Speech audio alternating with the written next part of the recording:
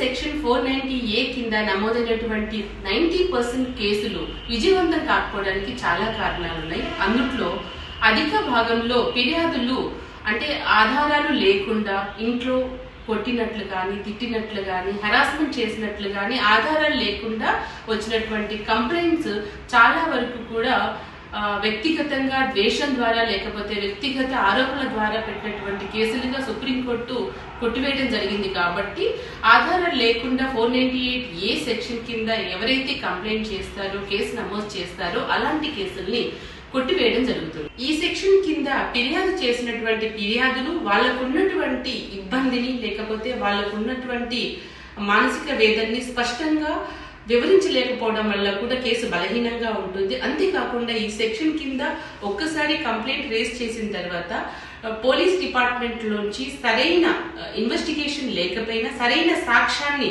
కోర్టుకి చూపించకపోయినా కూడా ఈ సెక్షన్ కింద నమోదైనటువంటి కేసుల్ని బలహీనపరచుకోవచ్చు. అందువల్లనే 498A సెక్షన్ కింద మనం ఎప్పుడైతే ఫిర్యాదు చేయాలనుకుంటున్నామో దానికి సంబంధించిన సాక్ష్యాలను కానీ సరైన ఆధారాలతో, సరైన సాక్ష్యాలతో కేసు నమోదు చేసినప్పుడు మాత్రమే 498A సెక్షన్ లో ఆడవాళ్ళకి న్యాయం జరిగే అవకాశాలు ఉన్నాయి.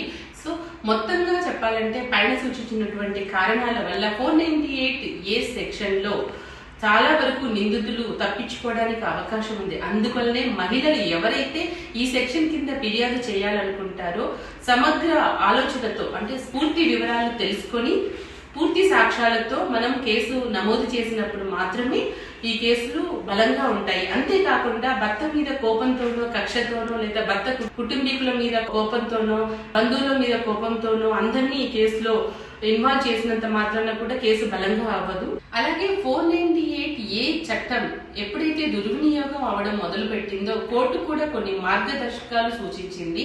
దాన్ని అనుసరించి మాత్రమే మహిళలు ఈ చట్టాన్ని వినియోగించుకోగలరు. సో సరైన ఆధారాలు, సరైన ఆరోపణలు, సరైన సాక్ష్యాలు ఉంటేనే ఏ కేసులో అయినా కూడా కేసు బలంగా ఉండడానికి ఉపయోగపడుతుంది.